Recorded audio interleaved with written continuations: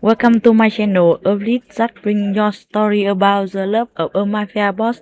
Now let's listen. The rain came down in sheets, turning the cracked pavement into a mirror of gray skies and broken dreams. I clutched Emma tighter against my chest, her small body warm beneath the thin blanket I'd wrapped around her carrier. She was crying, that persistent, exhausted wail that told me she was hungry, tired, and probably needed changing. All things I couldn't fix standing here on this godforsaken street corner.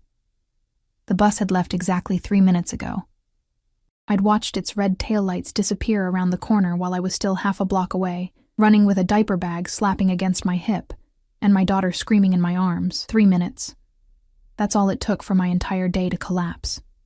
I pressed my back against the bus shelter, trying to shield Emma from the wind. The plastic walls did nothing to keep out the cold. November in the city was merciless, especially when you couldn't afford a proper coat. Mine was 3 years old, bought from a thrift store, and the zipper had broken last week. I held it closed with one hand, while supporting Emma's carrier with the other. My phone showed 6:47 p.m. The next bus wouldn't come for another 40 minutes. 40 minutes in the freezing rain with a 6-month-old baby. The pediatrician's office had run late. Of course it had. And now I'd missed my connection. I'd also miss my shift at the diner if I didn't figure something out fast. And if I missed my shift, Rita would fire me. She'd already warned me twice about being late. I couldn't lose this job. It was the only thing keeping us afloat. Emma's cries intensified, her tiny fists flailing beneath the blanket. "I know, baby," I whispered, bouncing her gently. "I know. We'll be home soon. Mommy promises." It was a lie.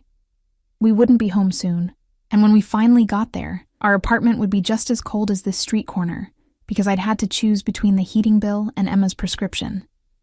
Some choice. The street was nearly empty, most people already home or smart enough to take shelter from the storm. A few cars passed, their headlights cutting through the rain, wipers working frantically. None of them stopped. Why would they? I was just another struggling woman at a bus stop, invisible to the world that rushed by. Then I heard it. The low, powerful purr of an expensive engine. A black SUV pulled up to the curb. So close I instinctively stepped back. It was massive, gleaming even in the rain, with tinted windows so dark I couldn't see inside. The kind of vehicle that cost more than I'd earn in 5 years, maybe 10. The back passenger window rolled down with a smooth electric whisper. "You'll catch your death out here." The voice was male, deep, with an accent I couldn't quite place. Eastern European, maybe. Russian? It carried authority, the kind that made you straighten your spine without thinking. I leaned forward slightly, trying to see into the vehicle, but the interior was too dark. "I'm fine," I said automatically, even though I was soaked through and shivering. "Bus will be here soon." No, it won't. There was certainty in those 3 words. "Next one's in 38 minutes, I checked." How did he know that? I felt a prickle of unease run down my spine, but Emma chose that moment to let out a particularly piercing wail, and my maternal instincts overrode everything else. "I appreciate the concern, but we're okay. The baby's cold." It wasn't a question. It was a statement of fact, delivered with an edge that made it sound like an accusation, like I was failing her. My cheeks burned despite the freezing rain. "We'll be fine," I repeated, hearing the defensive note in my voice. There was a pause. I could feel him watching me, though I still couldn't see his face. The rain drummed against the roof of the SUV, a steady rhythm that seemed to mark the seconds of his consideration. "Get in," he said finally. "I'll take you wherever you need to go." Every sensible part of my brain screamed no. Didn't matter how cold it was or how late I'd be. You didn't get into strangers' cars. That was rule number 1. Especially not expensive SUVs with tinted windows and men who spoke with that kind of absolute authority. But Emma was crying, and I was so tired, and the thought of standing here for another 38 minutes made something inside me crack. "I don't even know you," I said weakly. "No."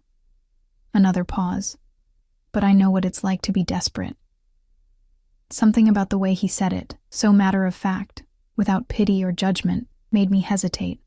The rear door opened from the inside, swinging wide like an invitation. Or a trap? The interior light came on, and I caught my first real glimpse of him. He sat in the back seat, one arm stretched along the leather, completely at ease despite the chaos of the storm outside. Dark suit, perfectly tailored, probably Italian. A crisp white shirt open at the collar. No tie.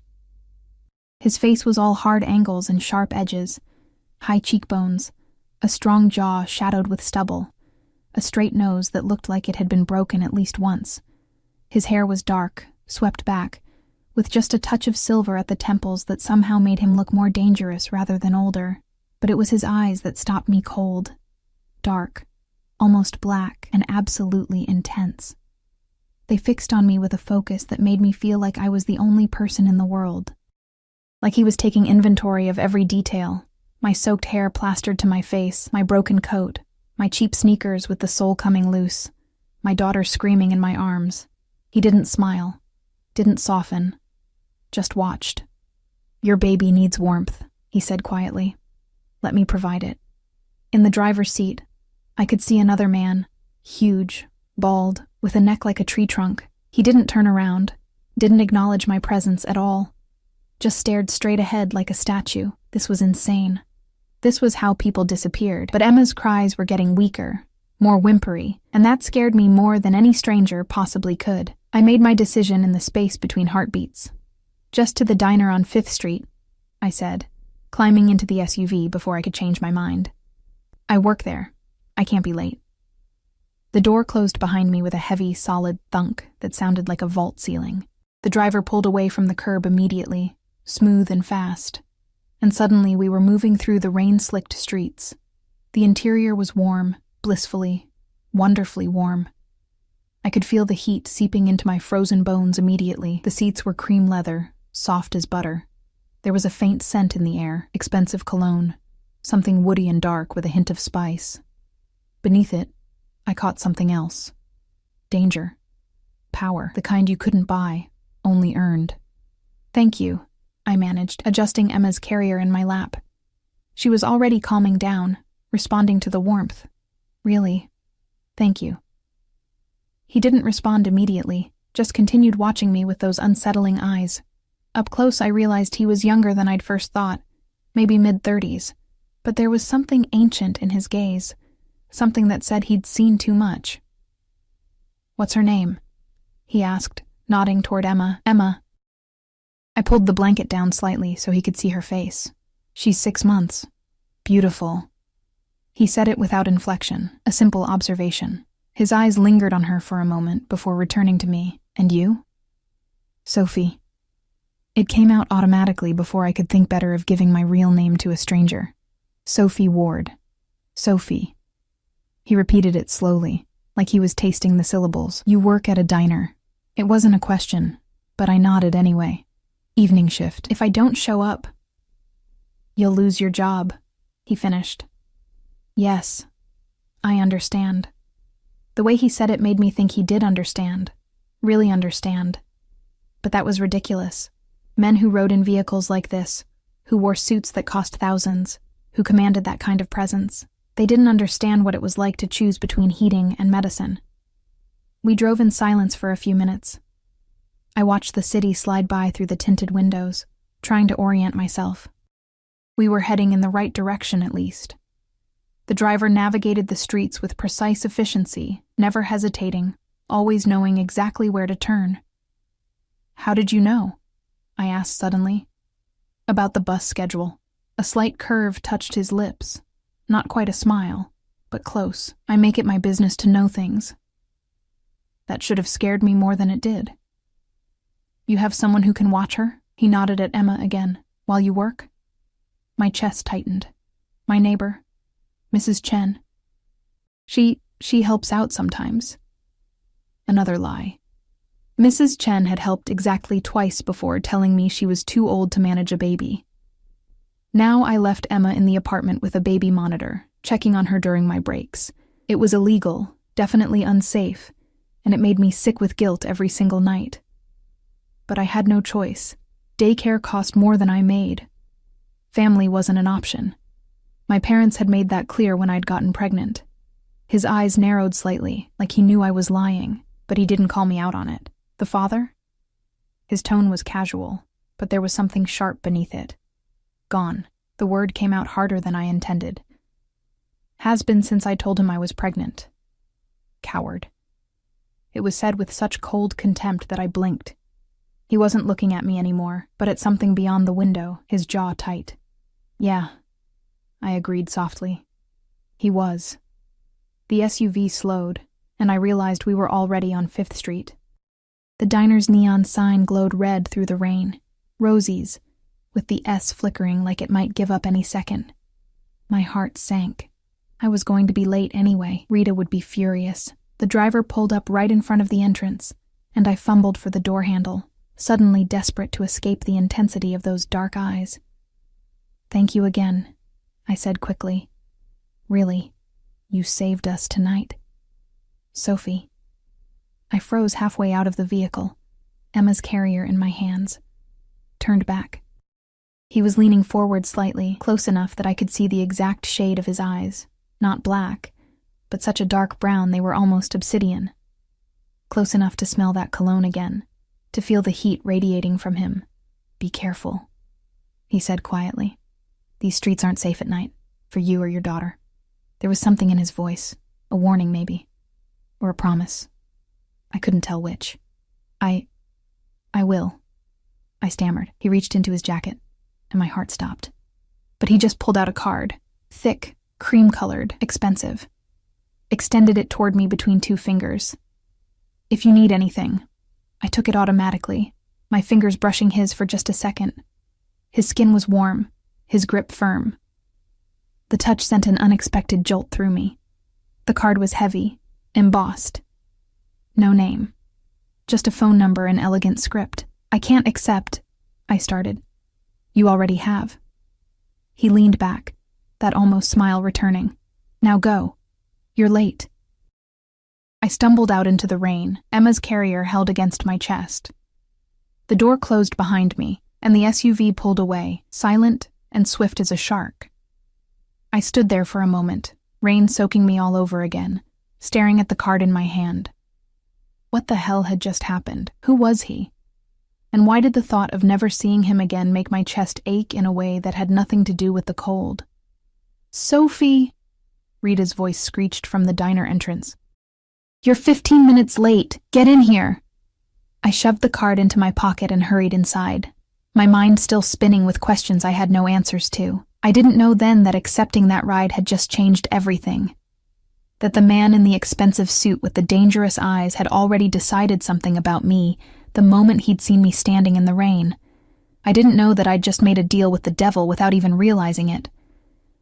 And I definitely didn't know that the father of my child, the coward who'd abandoned us, had just made the biggest mistake of his life. He'd stolen from the wrong man. The next 3 days passed in a blur of exhaustion and routine. Emma, the diner, our freezing apartment, repeat. I tried not to think about the stranger in the SUV, about those dark eyes that had seemed to see straight through me, tried not to wonder who he was or why he'd helped us. But the card stayed in my pocket. I'd pull it out sometimes during my breaks, running my fingers over the embossed numbers, feeling the weight of expensive paper stock. Once, late at night when Emma was finally asleep, and the loneliness pressed down like a physical weight, I'd almost called. Almost. But what would I say? Thank you for the ride? That seemed absurd, so I kept it. And I tried to forget. I was wiping down tables on Thursday night when everything fell apart. The diner was nearly empty, just old Mr. Kowalski in his usual corner booth, nursing his coffee and doing crossword puzzles. Rita was in the back, probably smoking and scrolling through her phone. The rain had returned, drumming against the windows, making the whole world feel small and isolated. The door chimed. I looked up automatically, ready with my server smile. Welcome to Rosie's, sit anywhere you... The words died in my throat. 3 men stood in the doorway, water dripping from their jackets onto the worn linoleum. They weren't the usual late-night crowd. Too well-dressed, too aware, their eyes scanning the diner with the practiced assessment of people who were used to looking for exits and threats. But it was the one in the middle who made my blood run cold. Marcus. He looked different than I remembered, thinner, with shadows under his eyes and a nervous energy that radiated off him like heat. His hair was longer, messier. He wore an expensive leather jacket I'd never seen before, designer jeans, shoes that probably cost more than my month's rent. Sophie. His voice was the same, smooth, charming, the voice that had once made me believe in fairy tales. Now it just made me want to run. Baby. God, it's good to see you. I took a step back, my hand instinctively going to the pocket where I kept my phone. Get out. Now, is that any way to greet the father of your child? He smiled, but it didn't reach his eyes. Those were calculating, desperate. I've been looking everywhere for you. I said, get out. My voice was steadier this time, louder. Mr. Kowalski looked up from his crossword, frowning. You have no right to be here. Actually, I have every right. Marcus took a step forward, and the two men flanking him moved with him, perfectly synchronized. We need to talk. About Emma. Hearing her name in his mouth made rage flare hot in my chest. You don't get to say her name. You don't get to show up here after 9 months and pretend you give a damn about her. Things are different now, he said. And there was something in his tone. Fear, maybe, or panic. I made some money. Good money. I can take care of you both now, provide for... I don't want your money. I cut him off. I don't want anything from you. You made your choice when you walked out. His jaw tightened. Sophie, you don't understand. I'm in a situation here. I don't care what you need. My hands were shaking, but I kept my voice firm.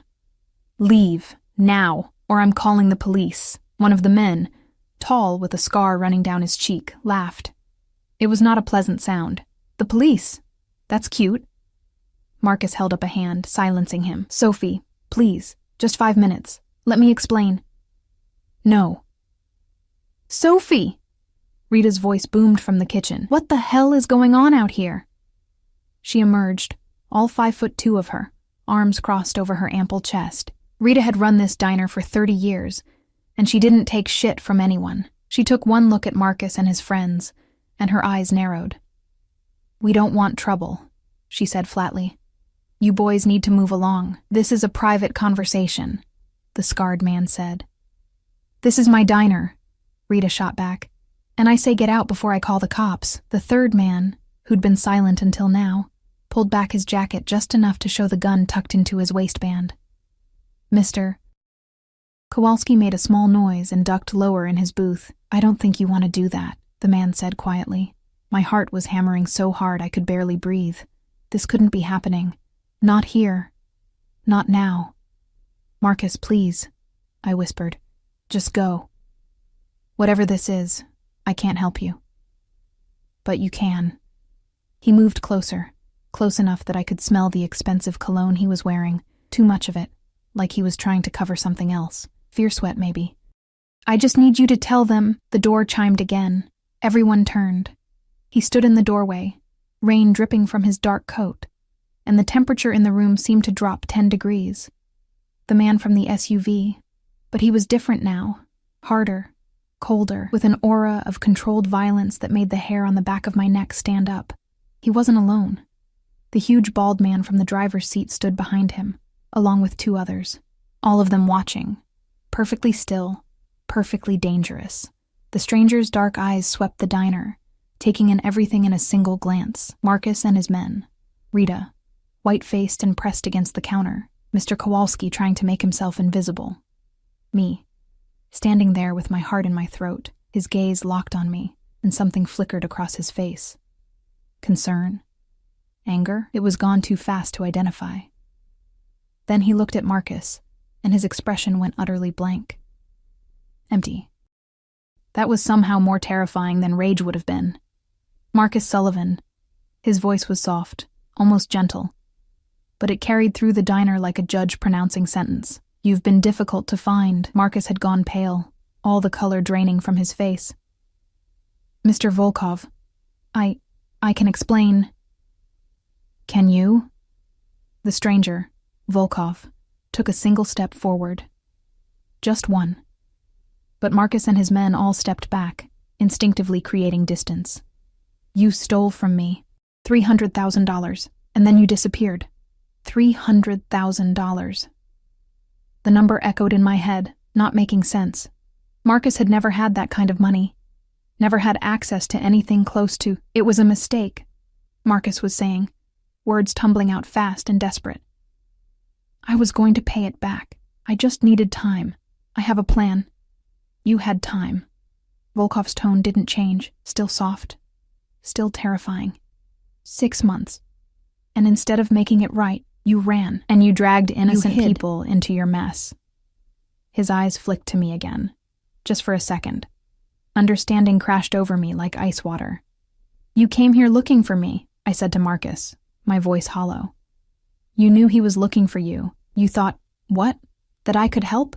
That I'd protect you? Sophie, baby, you don't understand what these people are. Don't. Volkov's single word cut through Marcus's pleading like a knife. Don't speak to her. The scarred man made a move toward his weapon. He didn't even get his hand on it before Volkov's men had guns drawn, aimed, ready. The big bald man had moved so fast I'd barely seen it, positioning himself between Volkov and any potential threat. Gentlemen. Volkov's voice remained calm, almost bored. There are civilians present. Let's not be uncivilized. You can't just... Marcus started. I can. Volkov smiled, and it was the most frightening thing I'd ever seen. All teeth, no warmth. You know I can. The question is whether I do it here or somewhere more private. Please. Marcus was begging now, all his charm and bravado stripped away. I'll get you the money, all of it. Just give me more time. I swear, your promises mean nothing. Volkov's eyes were black ice. You had a chance to make this right. You chose to run instead. And then... His voice dropped even lower. You came here. To her. He moved then, fast and fluid, crossing the diner in 3 strides. Marcus tried to back away, but there was nowhere to go. Volkov grabbed him by the throat, not choking, just holding, making a point, and leaned in close. You involved her in this, Volkov said, so quiet I almost couldn't hear. A woman with a child. Your child. That was a mistake, Marcus. A very serious mistake. I wasn't. Marcus could barely speak. You led my people to her door. Each word was enunciated with perfect, deadly precision. You made her a target. You put that baby at risk. For what? To buy yourself a few more days? Marcus's friends had their hands up now, weapons forgotten, clearly wanting no part of whatever was happening. Smart men. I'm sorry, Marcus whimpered. I'm sorry. I didn't mean... No. Volkov released him with a small shove that sent Marcus stumbling backward. You never do. He turned to his men, switching to a language I didn't understand. Russian, maybe, all harsh consonants and rolling R's. 2 of them moved forward immediately, grabbing Marcus and his friends with efficient brutality. Wait! I found my voice, stepped forward without thinking. Please, don't... Volkov turned to me, and the blankness in his face softened slightly. Just slightly. Don't what? He asked. Don't collect what I'm owed? Don't punish a thief? I don't care about that, I said, even though my voice was shaking. I don't care about your money or your business. But if you hurt him... I swallowed hard. He's Emma's father. She doesn't know him, but someday she might want to, and I don't want her to grow up knowing that I let... His eyebrow rose. You think you have a choice in this? I'm asking you not to. I met his eyes, forced myself to hold that dark gaze, even though everything in me wanted to look away. Please. For Emma. Something shifted in his expression. He studied me for a long moment, and I had the sense of being weighed, measured, evaluated against some internal standard I couldn't begin to guess. You would ask mercy for a man who abandoned you? He said finally. Who left you to struggle alone? Who came here tonight and put you in danger? I'm not asking for his sake, I said quietly. I'm asking for my daughter's. Silence stretched between us, broken only by the rain against the windows and Marcus's heavy breathing. Rita was watching with wide eyes. Mr. Kowalski had his phone out, probably calling the police despite the earlier threats. Very well. Volkov's decision came suddenly, definitively. He turned to his men, spoke again in Russian. Their expressions showed surprise, but they didn't question. Just nodded and dragged Marcus and his friends toward the door. "Thank you," I breathed. "Don't thank me yet." He moved closer, close enough that I could smell that cologne again, see the fine lines around his eyes. I'm not killing him, but he will work off his debt, every penny. And it will take years. Marcus let out a sob of relief. "However," Volkov continued, still looking at me, "the situation has become complicated.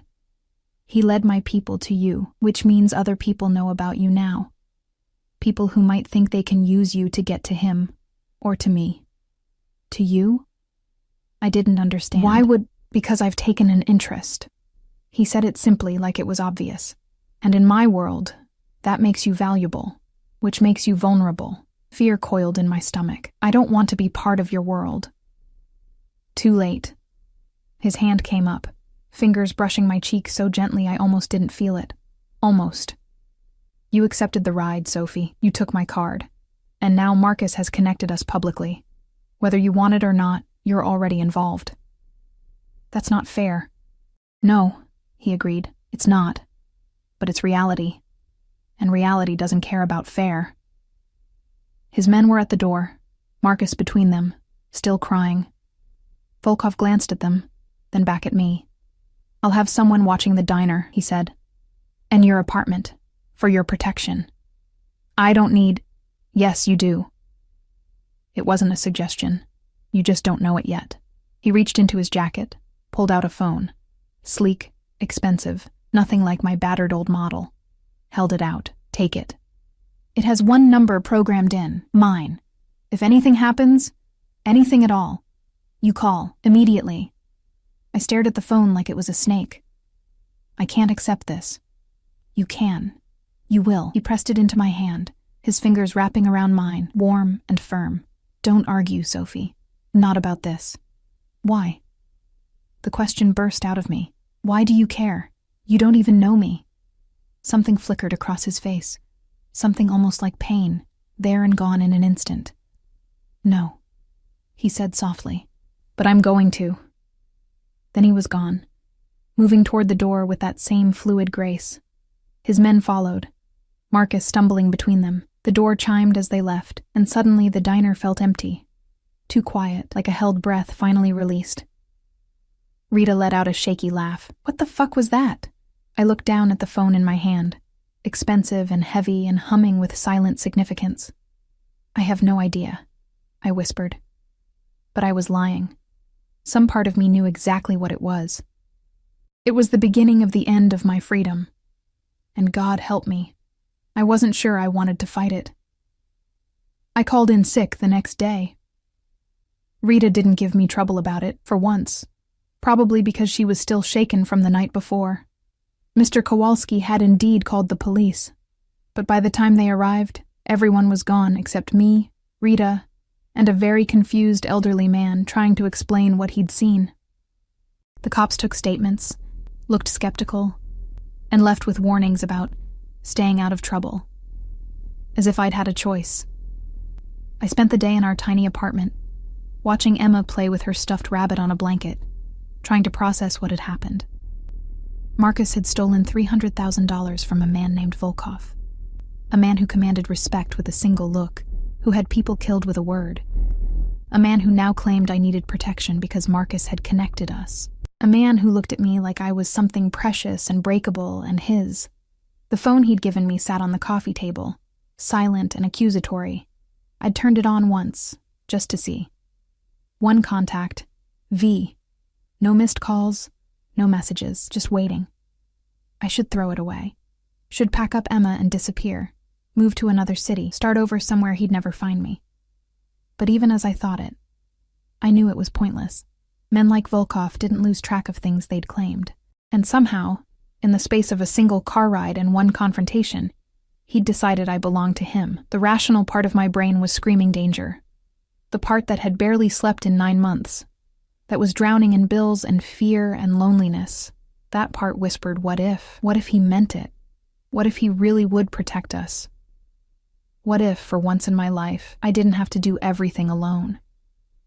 I hated that part of myself, hated how tempting it was. Emma made a happy gurgling sound, waving her rabbit at me. She was smiling. Her whole face lit up with pure joy at this simple toy. When was the last time I'd smiled like that? Before Marcus, probably. Before I'd learned that princes were just men in nice clothes, and fairy tales were lies we told ourselves to sleep better at night.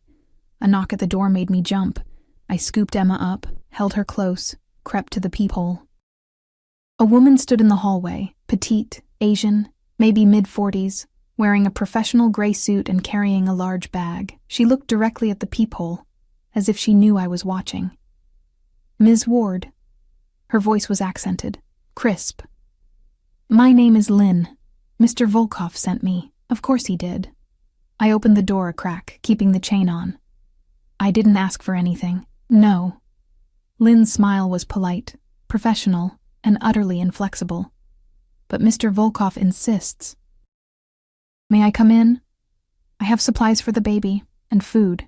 You didn't eat yesterday." How did he know that? Had he been watching me? The thought should have terrified me. Instead, it sent a strange heat through my chest. "I don't need—" "Ms. Ward." Lynn's smile didn't waver. "I can stand in this hallway explaining.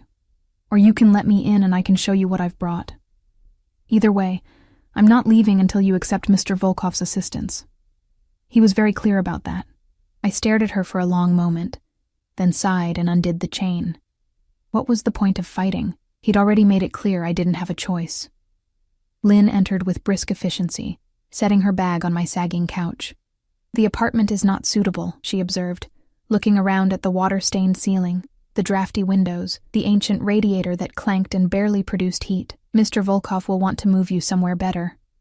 "Absolutely not. It's not safe here." Lynn began unpacking her bag. Formula, diapers, baby food, toys that looked expensive enough to cover a month's rent. "The locks are inadequate. The neighborhood has a high crime rate. And after last night, you're a known target." "This is my home. This is a death trap." Lynn said it without malice, just fact. "But we'll discuss relocation later. For now," she pulled out containers of food, still warm. The smell hit me immediately. Garlic, herbs, something rich and savory that made my stomach growl. "You need to eat." "When did you last have a proper meal?" I couldn't remember. "I eat. Vending machine food and diner leftovers don't count." She was already setting out plates, arranging food like she did this every day. Maybe she did. "Sit. Feed your daughter, then feed yourself." I wanted to argue, wanted to throw her out, throw the phone away, pretend none of this was happening. But Emma was starting to fuss, and the food smelled so good, and I was so tired of fighting every single battle alone. So I sat, and I fed Emma. And then, while Lynn held my daughter with a competence that suggested she'd done this before, I ate. It was the best meal I'd had in months, maybe years. "Mr. Volkov wants to meet Emma," Lynn said while I was finishing, properly. "Not in a diner during a confrontation." I nearly choked. "No. He won't hurt her." Lynn's tone was gentle, but firm. "He would never hurt a child. That's not who he is." "I don't know who he is," I shot back. "He's a criminal, a mobster or whatever. He threatened Marcus. Marcus stole from him." Lynn's eyes hardened. "And then led dangerous people to your door. Mr. Volkov stopped that. He protected you. By claiming I'm under his protection? By making me a target?" "You were already a target the moment Marcus came to that diner." Lynn leaned forward. "Ms. Ward, Sophie, in our world, there are very few truly dangerous men. Mr. Volkov is one of them, but he's also a man of honor, old-fashioned honor, and he's decided you're under his care now. That means something. It means you're safer than you've ever been. I don't want to be owned. He doesn't want to own you." Lynn paused. "Well, not entirely. He wants to protect you. There's a difference." "Is there?" Lynn's smile was knowing, almost sympathetic. "With Mr. Volkov? Sometimes. He's complicated, but he's not Marcus. He won't abandon you. He won't let you struggle, and he won't let anyone hurt you or Emma. Not ever again." I looked at my daughter, happily gnawing on her rabbit while this stranger held her like she was something precious, thought about the cold apartment, the unpaid bills stacked on the counter. The constant terror of one missed shift, one sick day, one broken pipe destroying everything. "What does he want from me?" I asked quietly. "I don't know," Lynn admitted. "He doesn't confide in me about personal matters. But I've worked for him for 8 years, and I've never seen him like this. So careful, so concerned. Why me? That's a question only he can answer." The phone on the table buzzed. We both looked at it. A text message, just 2 words. "Tomorrow, noon." My hands were shaking as I picked it up, typed back, "Where?" The response came immediately. "I'll send a car. Bring Emma. Dress comfortably." Lynn watched me, saying nothing. "If I refuse?" I typed. The 3 dots appeared, disappeared, appeared again. Finally, "You won't." He was right. God help me. He was right. The car arrived at 11:45 the next morning. Not the SUV from that first night, but a sedan. Still expensive, still black, still with tinted windows. A different driver this time, younger, with kind eyes and a gentle smile as he opened the door for me. "Ms. Ward, I'm Alexei. Mr. Volkov asked me to drive you." Emma was in her carrier, dressed in one of the new outfits Lynn had brought. Soft pink cotton that actually fit her properly. I'd tried to dress up too, but my options were limited. Clean jeans, my least worn sweater, boots I'd scrubbed the salt stains off. I felt shabby next to the car's leather interior. Alexei caught my eye in the rearview mirror. "You look lovely," he said, like he could read my thoughts. "Mr. Volkov will think so too." I didn't know what to say to that. We drove through the city, leaving my neighborhood behind. The buildings got nicer, the streets cleaner. We passed through downtown, then into an area I'd only ever seen in magazines. Old money, historic homes, private gates. The car turned into a long driveway lined with iron fencing. A guard waved us through without stopping, already expecting us. The house beyond made my breath catch. It was a mansion. Stone and glass, sprawling across manicured grounds, with tall windows that caught the winter sun. Security cameras everywhere, though discreetly placed. More guards, trying to look like groundskeepers but failing. "This is where he lives?" I whispered. "One of his properties." Alexei pulled up to the front entrance, where massive wooden doors stood open. "He has several." Of course he did. Volkov was waiting at the top of the steps. He looked different in daylight. Less dangerous, maybe, though that was probably an illusion. He wore dark slacks and a charcoal sweater that probably cost more than my monthly rent, sleeves pushed up to reveal strong forearms. His hair was slightly damp, like he'd just showered. No guards immediately visible, though I was sure they were there. He came down the steps as Alexei opened my door, and suddenly he was right there, close enough to touch, looking at me with those impossibly dark eyes. Sophie. My name in his mouth sounded different, important. "Thank you for coming." Did I have a choice? A slight smile touched his lips. "Always, but I'm glad you made this one." He looked down at Emma, and his expression transformed, softened in a way I hadn't thought possible. "May I?" I hesitated, then nodded. He reached for the carrier with surprising gentleness, lifting it like it weighed nothing. Emma stared up at him with wide eyes, and I tensed, waiting for her to cry. She always cried with strangers, but she didn't. She just watched him, curious, one tiny fist escaping her blanket to wave at the air. "Beautiful," he murmured. Like her mother, heat flooded my cheeks. "Mr. Volkov. Dmitri." He looked at me again. "When it's just us, call me Dmitri. Just us. Like we were something. Like this was normal." "Come inside," he said, already turning toward the house.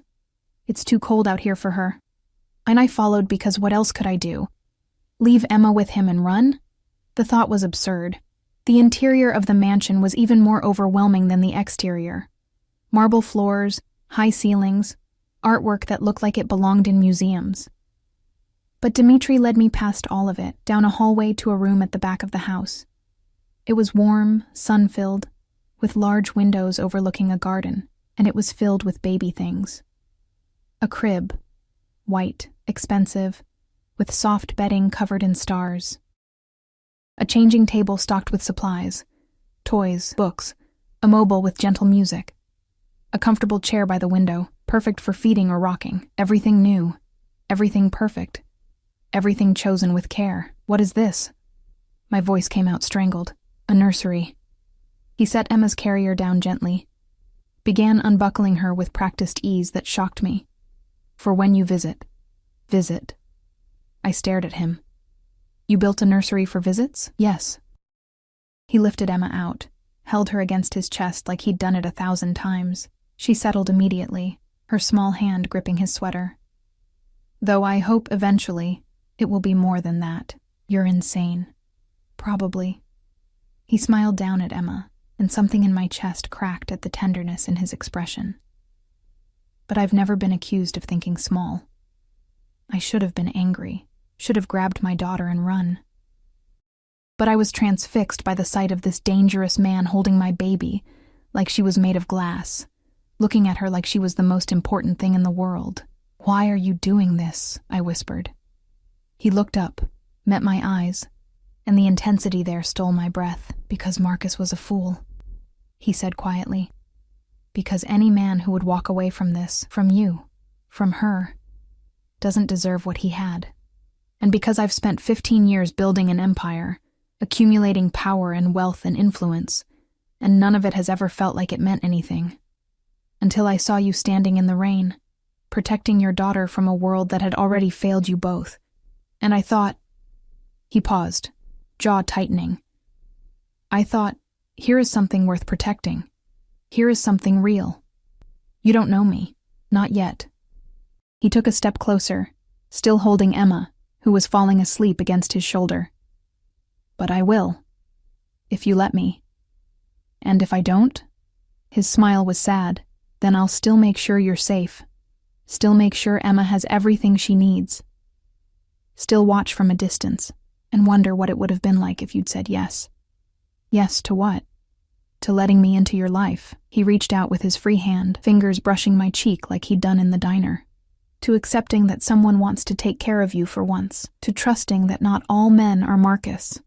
Tears stung my eyes. I can't afford to trust. I know. His thumb caught a tear that escaped, wiped it away so gently it hurt. But maybe you can afford to try. Emma sighed in her sleep, a soft, content sound, and standing there in that perfect nursery, with this dangerous man holding my daughter like she was his own, I felt something inside me begin to break. All the walls I'd built, all the armor I'd worn, cracking under the weight of possibility. What if he meant it? What if this was real? What if for once I let myself believe? Stay for lunch, Dmitri said softly. Let me feed you. Let Emma sleep somewhere warm. And then, if you want to leave, Alexei will take you home. No pressure, no obligations. Just let me do this. Please. I looked into those dark eyes and saw something I never expected to see. Hope. Okay, I breathed. His smile was like sunrise. And I knew, in that moment, I was lost. Lunch turned into dinner. I hadn't meant to stay so long, but Dmitri made it impossible to leave. Not through force or manipulation, but through quiet care that dismantled every defense I had. He fed me courses I couldn't pronounce, cooked by a chef who appeared and disappeared like a ghost. He showed me the gardens, Emma bundled in his arms, pointing out winter roses and explaining their care with unexpected passion. He asked questions, real questions about my life, my dreams, what I'd wanted to be before Marcus and pregnancy had derailed everything. And he listened. Actually listened. Like my words mattered. Like I mattered. By the time Alexei drove us home, the sun had set and Emma was deep asleep, her belly full and her cheeks pink with warmth. I carried her upstairs to our cold apartment, and the contrast was so stark it physically hurt. The nursery's soft comfort versus our drafty rooms. Dimitri's warm attention versus the crushing loneliness I'd lived with for months. I put Emma to bed and sat in the dark, the expensive phone in my hand, and tried to convince myself this was dangerous, that I needed to run, that men like Dmitri Volkov didn't do things out of kindness. There was always a price. But when I closed my eyes, all I could see was the way he'd looked at Emma. Like she was precious. Like she deserved the world. Like I did too. The phone buzzed. Home safe? I stared at the text for a long moment before typing back. Yes. Thank you for today.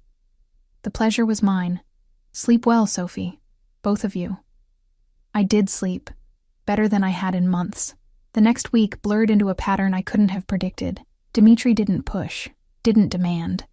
But somehow he was always there. A text in the morning asking how Emma slept, a delivery of groceries I hadn't ordered, Lynn appearing with supplies and gentle conversation. On Wednesday, my apartment's heat finally gave out completely. I called the landlord, got voicemail, left a message I knew would be ignored. Wrapped Emma in every blanket we owned and tried not to panic about how I'd afford a hotel. 30 minutes later, there was a knock at my door. 2 men stood in the hallway, toolboxes in hand, looking professionally competent. Ms. Ward?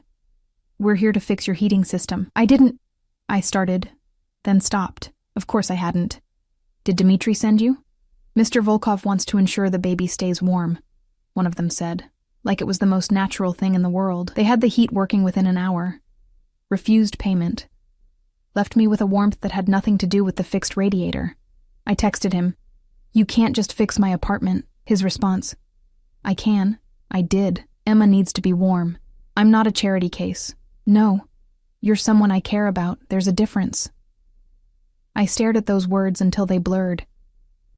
On Friday, Rita cornered me during my shift. "That man," she said, wiping down the counter with more force than necessary. "The scary one. He came by yesterday." My heart stopped. Dimitri was here? Didn't come inside. Just sat in that big car of his across the street. Watching.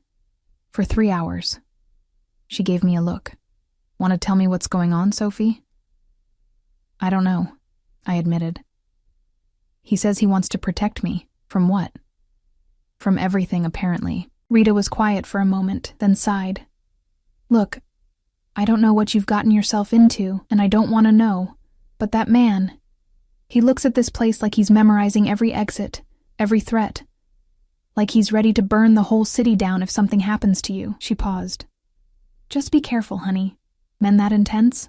They don't do anything by halves." I thought about that all night, about the way Dimitri had held Emma, the gentle reverence in his touch, the cold efficiency when he dealt with Marcus. 2 sides of the same man, tender and terrifying. Which one was real? Or were they both? Sunday, he invited us to his home again. This time, there were others there. "My family," Dimitri explained as Alexei drove us through the gates. "They want to meet you." Panic fluttered in my chest. "Why?" "Because you're important to me. That makes you important to them." The house was full of people. An older woman with sharp eyes and Dimitri's bone structure who introduced herself as Katya, his mother. 2 men who looked enough like him to be brothers, Victor and Alexander, both watching me with cautious curiosity. A little girl, maybe 4, who squealed with delight at seeing Emma and immediately wanted to hold her. "Natasha, careful," Victor warned, but Dimitri shook his head. "Let her. Sophie, this is my niece. She's gentle," and she was. She sat on the couch, Emma in her lap under careful supervision, talking to the baby in a mix of English and Russian, her face glowing with joy. Katya pulled me aside while the men talked in low voices. "My son tells me you work at a diner." Here it comes, I thought. The judgment, the classism. "Yes." "Good."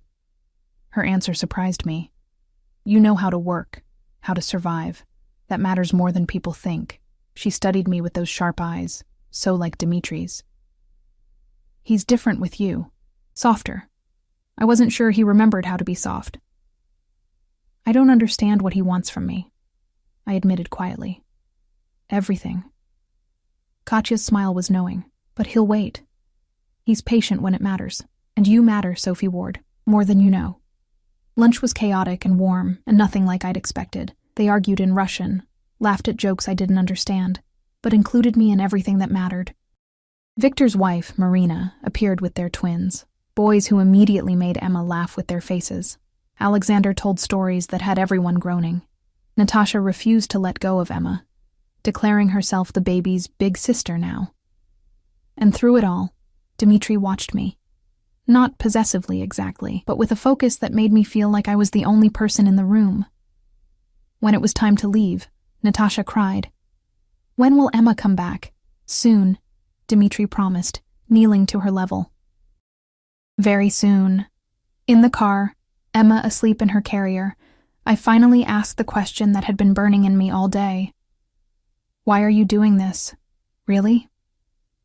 Dmitri was quiet for so long I thought he wouldn't answer. Then, my father was a violent man. He ruled through fear, destroyed anyone who crossed him, including his own family. My mother stayed because she had nowhere else to go, no one to protect her. I watched her suffer for years before I was old enough to stop it. His jaw tightened. When I saw you in that rain, struggling alone because another man had failed you, I saw my mother. And I swore I would never let that happen. Not to you, not to Emma, never again. Tears burned my eyes. I'm not your mother. No. He turned to look at me, and the raw emotion in his face stole my breath. But you could be mine, if you wanted. You and Emma both. I'm not... I struggled for words. I'm not who you think I am. I'm not special. I'm just a waitress with a baby and more problems than solutions. You're everything, he said fiercely. You're strong enough to survive alone, but brave enough to accept help. You're a mother who would beg mercy for a man who abandoned you, just so your daughter might have a father someday. You're beautiful and stubborn, and so damn proud you'd rather freeze than ask for help. He reached across the seat, took my hand. You're exactly who I think you are, Sophie. And that's why I'm not letting you go. You can't just decide that. Watch me. The intensity in his eyes should have scared me. Instead, it set something on fire inside my chest. What if I run? I whispered. I'll find you. No hesitation. I'll always find you. And I'll keep protecting you whether you're here or halfway across the world. Because that's what you do for the people you... He stopped, jaw clenching. The people you what? He looked at me, and I saw it. The thing he wasn't saying. The thing that was too big, too soon, too impossible. The people you care about, he finished quietly. But that wasn't what he'd almost said, and we both knew it. That night, Marcus called. I almost didn't answer the unknown number. But something made me pick up. His voice was hollow, exhausted. Sophie. It's me. How did you get this number? Doesn't matter. I need you to know something. About Volkov. About what I did. I don't want to hear it, Marcus. Please. He sounded broken. Just listen. The money I stole, it wasn't just business funds. It was payment for a shipment. A shipment that got intercepted by the feds because I tipped them off. I thought... He laughed bitterly. I thought I could play both sides. Get immunity, keep the money, disappear. Ice flooded my veins. You're an informant. Was.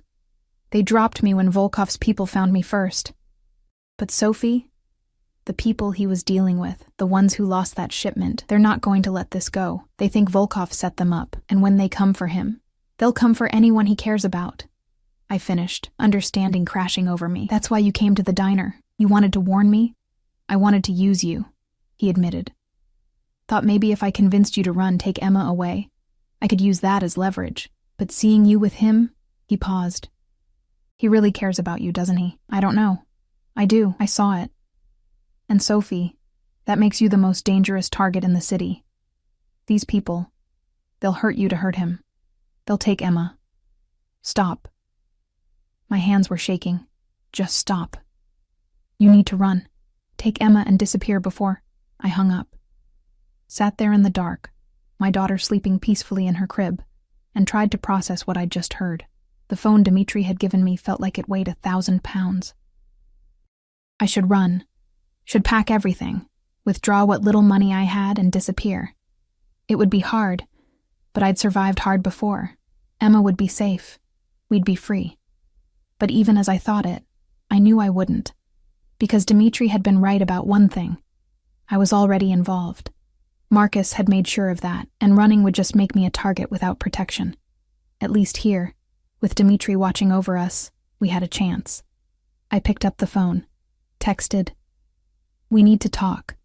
The response was immediate. "I'm outside." I looked out the window. The black SUV sat across the street, engine running, Dmitri visible in the back seat. How long had he been there? "Come up," I typed. 2 minutes later, he was at my door. I let him in, and he filled my tiny apartment with his presence, making everything feel smaller and safer at the same time. "Marcus called," I said without preamble. "He told me about the shipment, about the people who are coming." Dimitri's expression went cold. "What exactly did he tell you?" I repeated everything, watched his jaw tighten with each word. "He's right," he said finally. "There are people who will use you to get to me. That's why I've had guards on you since the diner. That's why I—" He stopped, ran a hand through his hair. "That's why I need you to let me move you. Somewhere secure. Somewhere I can actually protect you." "Move where?" "My home. The estate. It's a fortress, Sophie. Guards, cameras, everything. You and Emma would be safe there. As what? Your prisoners?" "As my guests." He stepped closer. "As my family, if you'll let us be." "This is insane." "Yes." He cupped my face in his hands and I let him, too tired to fight. "But it's also the truth. I can't protect you from here. I can't sleep knowing you're in this place with locks that wouldn't stop a child, in a neighborhood where anyone could get to you. Please, Sophie, let me keep you safe. And if I say no, then I'll put guards in this hallway, in the apartment next door, on the roof. I'll make this building into a fortress. Your neighbors will hate you, and you'll feel like you're living in a prison anyway. But at least at my home, you'd be comfortable. Emma would have that nursery. You'd have warmth and food and you," I finished. "Yes." No shame in his admission. Me. Watching over you, taking care of you, making sure nothing ever hurts you again. I looked at him, this dangerous, powerful man who'd somehow decided I was worth protecting. Worth everything. "One condition," I said finally. "Anything. I'm not a prisoner. If I want to leave, I can leave. No locks, no guards preventing me. I stay because I choose to, not because you force me." He studied me for a long moment, then nodded. "Agreed. But Sophie, if you leave, the guards follow. I won't risk your safety, even for your freedom. It wasn't perfect, but it was honest. Okay?" I breathed. "Okay, we'll come." The relief on his face was almost painful to see.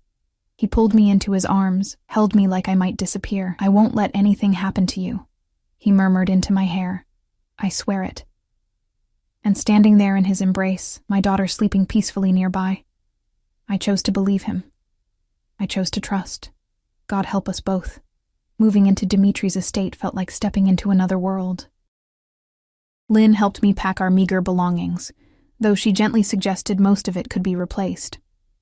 "Mr. Volkov has already arranged for everything you'll need," she said, folding Emma's worn onesies with care despite their frayed edges. "I want her to have her things," I insisted. "The rabbit, her blankets, things that smell like home." Lynn's expression softened. "Of course. I understand." The move happened at night, quietly, with multiple cars to confuse anyone watching. Dmitri rode with us, Emma in his arms, his thumb stroking her cheek while she slept. He'd barely let her go since we'd agreed to come. "You're going to spoil her," I said, watching them. "Good." His eyes didn't leave Emma's face. "She deserves to be spoiled. So do you." The estate looked different at night, imposing and fortress-like, exactly as he'd promised. Guards everywhere, though they tried to be discreet. Cameras, motion sensors, enough security to protect a president, or a mafia boss and the people he'd claimed as his. Inside, the house was warm and lit softly, welcoming. Katya waited in the foyer, her sharp eyes taking in my exhaustion with understanding. "Come," she said, gesturing. "I'll show you to your rooms." Rooms, plural. A suite on the second floor, bedroom, sitting room, private bathroom with a tub big enough to swim in. And connected to it, the nursery I'd seen before, now fully stocked and ready. "Dimitri's room is at the end of the hall," Katya said, her tone carefully neutral. "Close enough if you need him, far enough for propriety." I didn't know what to say to that. She left us to settle in, and I stood in the middle of luxury I'd never imagined, holding my sleeping daughter, trying to process that this was real, that I was here, that I'd agreed to this. A soft knock. Dmitri entered carrying a tray. "Tea," he said. And food. You barely ate at dinner, because I'd been too nervous, too aware of the weight of this decision. But I took the tray, let him guide me to the sitting room, watched him settle Emma in the bassinet he'd placed there. Thank you, I said quietly. For all of this. Don't thank me. He sat across from me, elbows on his knees, closer than propriety suggested. This is selfish. Having you here, where I can see you, know you're safe. It's for me as much as you. Why? The question I'd asked before, but needed to ask again. Why do you care this much? He was silent for a long moment, his dark eyes searching mine. Then, do you believe in fate, Sophie? I don't know. Maybe. I didn't. I believed in power, control, making my own destiny. But then I saw you in that rain, and something in me just knew that you were meant to be mine, that I was meant to protect you, that Emma... He looked at the bassinet, his expression raw, that she was meant to be my daughter, even if another man's blood runs in her veins. My breath caught. Dimitri. I know it's too soon. I know I sound insane, but I've spent my whole life knowing exactly what I want and taking it, and I want you, Sophie, both of you. Not just for protection, not just for a few weeks until this threat passes. Forever. You don't even know me. Then let me learn. He moved, kneeling in front of my chair, taking my hands. Stay here. Let me court you properly. Let me show you what it means to be cherished. And if, after all that, you still want to leave, I'll let you go. I'll hate it. I'll probably follow you from a distance for the rest of your life, but I'll let you go. And if I stay... His smile was slow, dangerous, full of promise. Then I'll spend every day proving I deserve you. I should have been afraid, should have seen the obsession, the possession, the danger in his intensity, but all I felt was wanted, desired, treasured in a way I'd never experienced. I'm not... I struggled for words. I come with so much baggage, a baby, an ex who's a criminal informant, no money, no education, no... You come with strength, he interrupted, with courage and beauty, and a heart big enough to forgive the man who abandoned you. You come with Emma, who is perfect. You come with everything I never knew I needed. Tears spilled down my cheeks. This is crazy. Yes. He reached up, wiped them away with gentle thumbs. But sometimes crazy is just another word for right. Then he kissed me. It was soft, questioning, giving me every chance to pull away. But I didn't. I leaned in, let myself taste the danger and promise of him. Let myself believe, just for a moment, that fairy tales could be real. When he pulled back, we were both breathing hard. Stay, he whispered against my lips. Please. I'm already here, I whispered back. Then don't leave. Not tonight, not tomorrow, not ever. It was too much, too fast, too intense. But I was so tired of being alone, so tired of fighting everything by myself. Okay, I breathed, okay. The first week passed in a haze of adjustment. Dimitri was gone during the days, business he wouldn't discuss, but present every evening. He'd come find us, wherever we were, and just be there. Playing with Emma, asking about my day, making sure I ate and slept and felt safe. He never pushed for more than I was ready to give. Kissed me goodnight at my door, held my hand during walks through the garden, but never assumed, never demanded. The rest of his family embraced us too. Natasha appointed herself Emma's guardian, insisting on helping with everything. Victor and Alexander treated me with careful respect, though I caught them watching sometimes, like they were trying to figure out what their brother saw in me. Marina was the one who finally explained it. He's been alone for so long, she said one afternoon while we watched the children play. Oh, he has family, has us, but alone in here. She touched her heart. After his father, after what he saw growing up, he didn't think he could have this, a family of his own, someone to come home to. He barely knows me. He knows enough. She smiled. And he's Dimitri. When he decides something, that's it. He's decided you're his. Now he'll spend the rest of his life proving he's worthy of being yours. It should have felt suffocating. Instead, it felt like freedom. 2 weeks in, the threat came. I was in the garden with Emma when Dmitri came striding out, his face dark with fury, guards materializing from everywhere. Inside. Now. What's happening? Marcus gave them this location. He scooped Emma up, his other hand on my back, propelling us toward the house. They're coming. It's going to be okay, but I need you inside where it's safe. My heart hammered. How many? Enough, but not enough to get through my defenses. He handed Emma to Lynn, who'd appeared instantly. Take her to the safe room. Sophie, I'm staying with my daughter. Sophie, no. I met his eyes. If they're coming for us, I'm not leaving Emma. Fury and admiration warred in his expression. Then he kissed me, hard and fast. Fine, but you stay in that room until I come for you. No matter what you hear, promise me. I promise. The safe room was deep in the house, reinforced steel, monitors showing every angle of the estate. Lynn held Emma, murmuring soft reassurances in Russian, while I watched the screens. They came at dusk. 6 cars, maybe 20 men, heavily armed. They didn't know about the kill zone they were entering. Dmitri's voice came through speakers, cold and commanding. You're surrounded. Leave now and you might survive. Gunfire answered him. What followed was brutal and efficient. Dmitri's men were trained, prepared, deadly. The attackers never made it past the outer gates. It was over in minutes, though it felt like hours. When Dmitri finally came for us, there was blood on his shirt, a cut above his eye. But he was alive, whole, and the relief that flooded through me was overwhelming. It's done, he said quietly. They're dead or captured. And Marcus? His jaw tightened.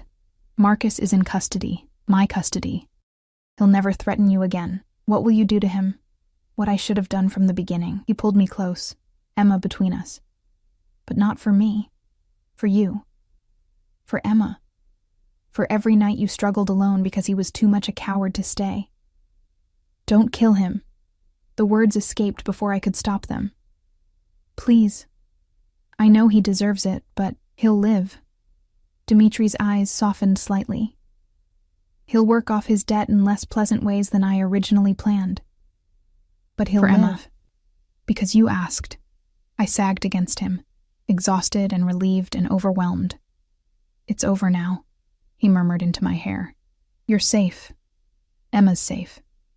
And I'm never letting anything threaten you again. That night, after Emma was asleep, Dmitri found me on the balcony off my room. I was staring out at the grounds, at the lights marking the perimeter, trying to process everything. Can't sleep? He asked, coming to stand beside me. Too much adrenaline. I know the feeling. He was quiet for a moment. You handled that well. Most people would have fallen apart. I'm a mother. We don't have the luxury of falling apart. No. He turned to face me fully. But you have the luxury of leaning on someone now. On me, if you want. I looked at him. This dangerous, powerful man who'd killed to protect me tonight, who'd built me a nursery and given me a home, and looked at my daughter like she was his greatest treasure. I think I more than want, I admitted softly. His breath caught. Sophie, I love you. The words tumbled out, terrifying and true. I know it's fast. I know it's crazy. But I love you. The way you are with Emma, the way you look at me, the way you've made me feel safe for the first time in my life. I love all of it. I love you. For a moment, he just stared at me. Then he pulled me into his arms, held me so tight I could barely breathe. I love you too, he said fiercely. God, Sophie, I've loved you since that first night. Since you stood in the rain protecting your baby with nothing but determination and a broken coat. Since you begged mercy for a man who'd abandoned you. Since you trusted me enough to get in my car.